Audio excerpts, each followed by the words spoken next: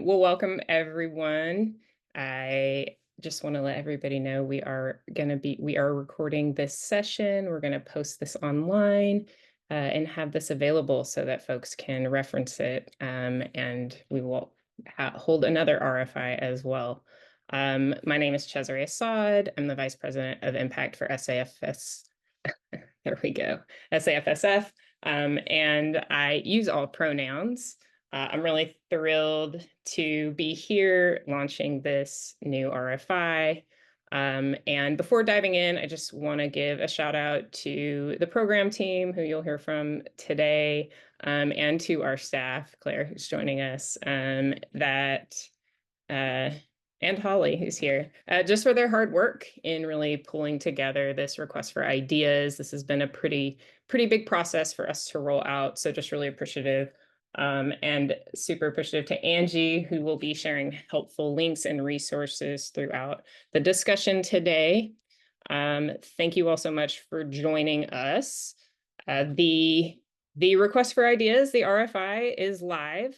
This is the process where we, the program team and SAFSF, will receive your ideas to help us shape programming for all of our programs ahead, but specifically for the 2025 SAFSF Forum, which is June 9th through 12th in New Mexico.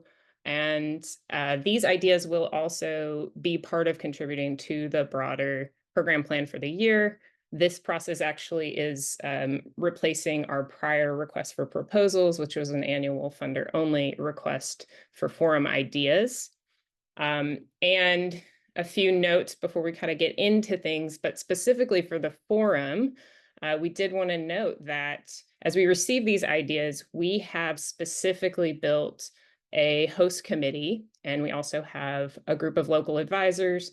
These are local leaders, community members, and funders, representative of New Mexico, the Pueblos, different parts of the communities that will be reviewing submissions with us, providing feedback, and really helping us make sure that the ideas that we select for the forum specifically are meaningful for Albuquerque, Santa Ana, Pueblo communities where we will be.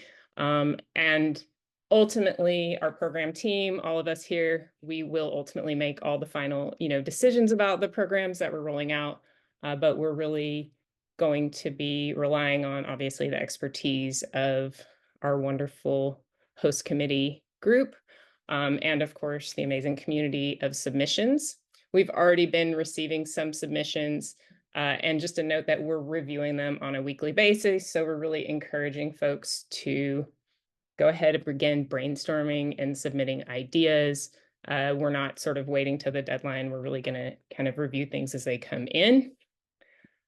Just a couple more things that I'm going to highlight about the process. This is the request for ideas is really designed to be a values alignment, and a collaborative way to do program design. And this is really informed by the SAFSF commitment to social justice and racial equity. We've designed the process to be as inclusive and non-extractive as possible. So you'll see that we're really asking for as minimal information as we can to really get a full sense of what's happening. We've really tried to streamline the process. And we're really, seeking ideas that invite some co-creation. And that really means that you're the experts, but here at SAFSF, we want to make sure that concepts, ideas, accessibility, and just the broader impact and context is set so that your program really weaves into the broader conversation. We are really looking for mutual benefit and reciprocity. So if you're thinking about a field-based learning experience, we really want to make sure that those sessions provide tangible benefits for the community, and for the local communities that are involved. And then also, of course, we're looking for compensation for community partners. So any non-funder speakers and facilitators will need to be fairly compensated for their time. So if you're a funder and you're bringing in a group of community-based leaders, we're so excited about that. And we're really happy that you will be able to support them. And more on that, we'll talk more on that as well. And then a big part of what we're really looking for and why this process was designed is accessibility and inclusion. So making sure that, the sessions we select are inclusive, accessible, that we're really thinking about folks with different disabilities, different abilities, coming from different backgrounds to make this really accessible and meaningful content across the board. So that's just a little about how we got here, kind of the purpose, what we're seeking to do. And I'm going to pass it to Phoebe, who's going to talk a little bit more specifically about what we're looking for. Hi, everyone. Phoebe Gooding. I'm the program director at SAFSF. I use she, her pronouns. So I'm going to talk a little bit about what we're looking for our RFI submissions. We're looking for high-level ideas for the different sessions that align with SAFSF's vision for systems change in food and agriculture. And like Cesare was saying earlier, the RFI is designed to be accessible and collaborative and providing an opportunity to share your initial thoughts, and then if selected, to receive support in developing a full proposal. So we're really looking for a broad range of voices, including funders, frontline community leaders, movement leaders, government representatives, field-based practitioners, and other stakeholders. And I think this was said also a little bit earlier, but just to reiterate that funders must cover the registration, travel, and accommodations of their non-funder speakers and a meaningful honorarium as well. And this requirement must be met for workshop proposals to be considered. This year, SAFSF has a limited budget to support community-based leaders as part of our plenary and program sessions. And we just want to be clear, we don't have capacity to help fundraise and likely won't be able to support every non-funder. So we do recommend partnering with a funder who can support the community organization or individual ideas. So in the RFI submission, you will see we have several different session types. They're listed on the form and you will be prompted to select one. So we have space for approximately 14 panel discussions or workshops, for about 6 learning dinners, for 8 structured networking sessions, for about up to 3 integrated capital case studies. We have space for 4 full day and 3 half-day field-based learning experiences. And we do have some selection criteria. I think Angie can put that in the chat. So we're really looking for, alignment with our key themes and strategic vision of systems change, including resilience, justice, and democracy. And we're looking for alignment with our commitment to our social justice and racial equity direction for the organization. And we're also really looking for originality and creativity. We're looking for a systems change lens, as well as diversity, equity, inclusion, and accessibility, and impact. And so I know Angie put the selection criteria in the chat, but that can also be found on the website. And I just want to say you can submit more than one idea. Multiple ideas for different session types or topics are absolutely welcome. I'll pass it to Maggie. Thanks so much, Phoebe and Cesare. Good to see everyone today. I'm Maggie Mascarenas. I'm the public policy manager on staff, and I use she, her pronouns. Thanks again to Cesare and Phoebe for kind of outlining the process and really what we're looking for. I'm just going to share a few overview notes about what you'll actually be prompted to submit in the RFI. So as they mentioned, this process really is designed to be accessible. So you'll see in the form, we'll just need you to submit a session title, a high-level overview of kind of what you're thinking that could be eventually morphed into the description for the session. How your idea really centers the experiences of BIPOC communities and really that connection to systems change. You can also submit speaker ideas. You don't have to have these confirmed right away, but if you have some tentative ideas, that would be great to share, just to kind of get an insight into your thinking. And then also what support you might need from SAFSF. We're really committed to making this, again, accessible, as I said. So if you need, help with speaker ideas or finalizing that description, we're happy to help. And then, yeah, you can also submit any additional info and thoughts on your session proposal.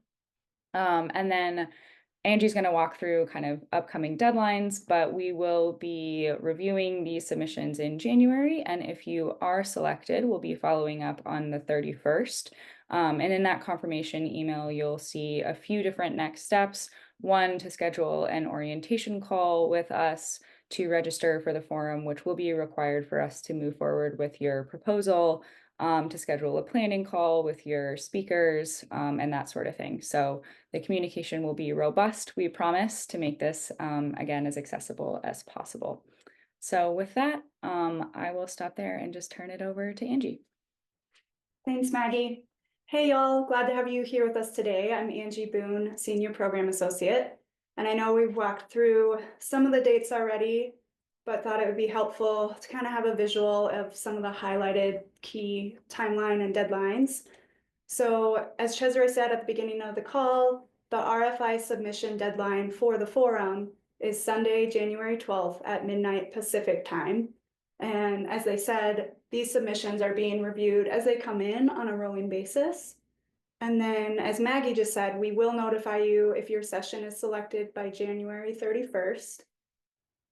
For those of you that are selected, you'll be invited to join a 30-minute forum orientation with us.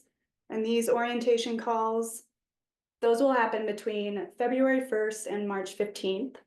And then we will want to see your complete proposals by March 15th. So then between March 15th and May 30th, that's the time frame for having those program and speaker prep calls. And then by April 14th, we plan to finalize all of the speakers and the forum agenda and could share that with you all. And then, of course, as we've said, the big event is happening June 9th through the 12th. So we'll definitely communicate. If you're selected, we'll be in touch with more details about all of this. But these are some of the key highlights around the dates for now. And then I guess that concludes our presentation for what we wanted to share today. So we'll open it up to y'all if you have any questions for us. Feel free to put them in the chat or go ahead and come off of mute.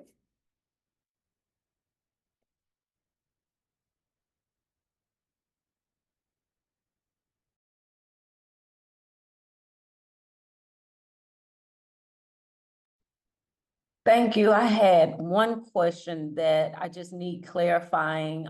It was said that the funder would be responsible for non-funder. Could you explain that a little bit further? I didn't quite understand that. Should I take that one, team? Cool.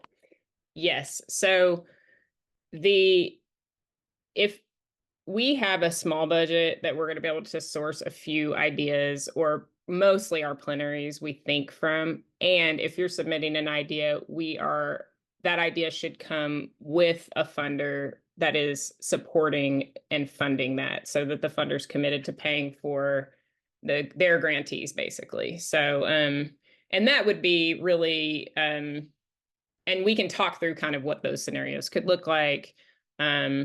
But yes, we are saying that any of these ideas would be the most, they're the easiest for us to choose from if they're paid for, because we don't really have the budget for that. So having a funder and ideally we are looking for, right, collaborative and community led. So really having that partnership that the funders are really partnering with the grantees and getting the voice out around the work that's happening.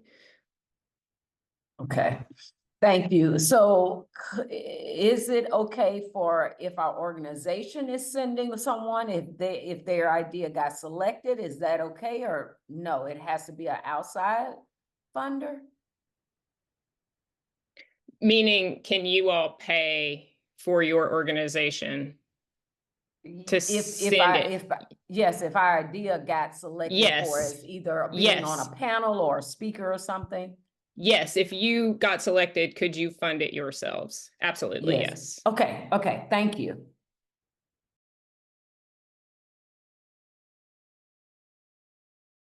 And Felicia, just to add, like, please include that information because that will help us look at, oh, maybe we could sponsor one person from this group or something. So the more information we have, the better it will help us look at how we kind of allocate budget around the community-based groups that are putting in ideas that aren't partnered with a funder. Thank you so much.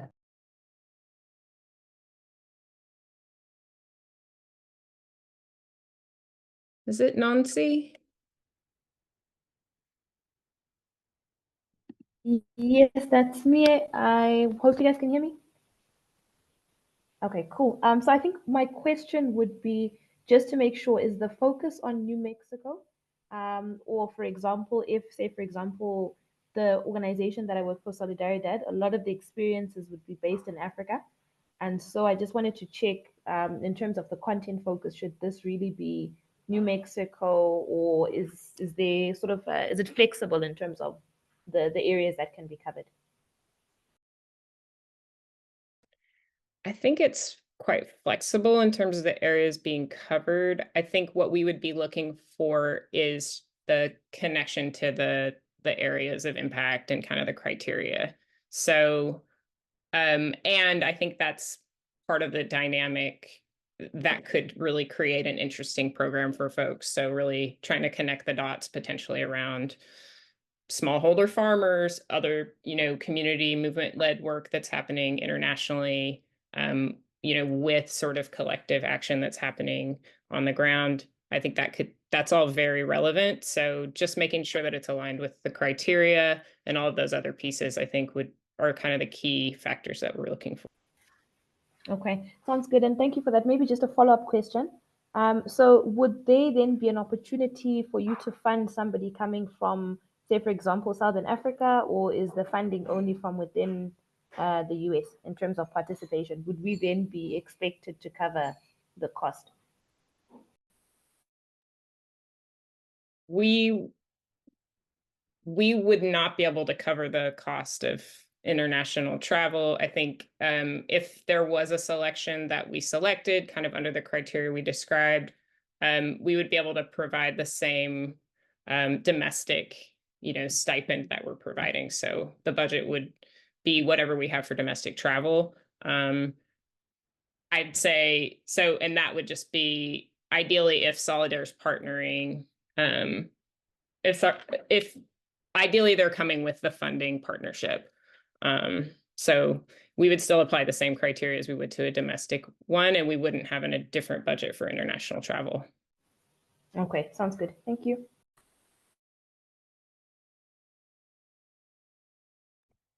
Cesare, I'll voice Vanessa's questions in the chat. So the first question was, if we submit multiple ideas, will those ideas also be considered for future non-forum events in 2025? Yes. This process is really designed for us to have a just more responsive understanding of what's happening out in the ecosystem. So, the more that folks use this RFI, and hopefully in not an extractive way, that it doesn't take you a lot of time, but that gives us a better idea of actually what's happening, so that then we can be designing in an emergent and responsive way to what's happening. So that's very helpful to us. I was just gonna add really quickly to Vanessa, there is, you may have seen in the RFI form, a selection for other like general programs. So that's also an option if you do have an idea that maybe wouldn't be forum specific, but that we could consider as part of our overall suite of programming. All right, and then Vanessa's second question, in terms of content, what is most helpful to the SAFSF members? Entry level or a panel topic that assumes a more advanced familiarity with key funding topics?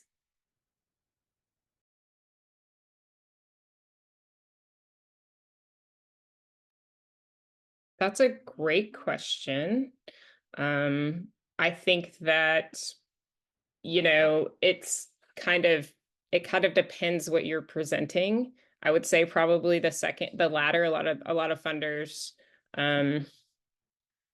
for, particularly for forum, I think that probably a more advanced familiarity in terms of the programming. I think there's a lot of opportunity for more entry-level understanding. So, and that is to say, we're not really we can't give necessarily specific thoughts or feedback around the submissions at this point, but I think that's probably the most likely place that those two would show up. I think a lot of folks are the forum itself is going to be designed as a journey and an educational journey. And we have a lot more room in our general programming to provide kind of entry-level content.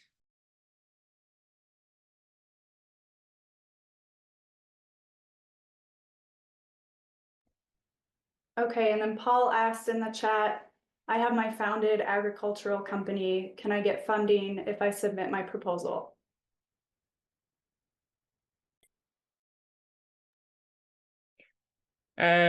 Thanks for that question, Paul. I think I would refer to the FAQ. So we definitely don't provide funding or fundraising support.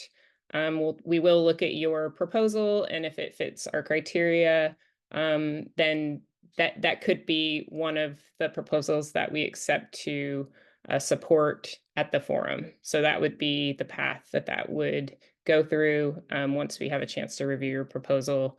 But again, we don't provide fundraising support, and we don't directly fund companies or organizations.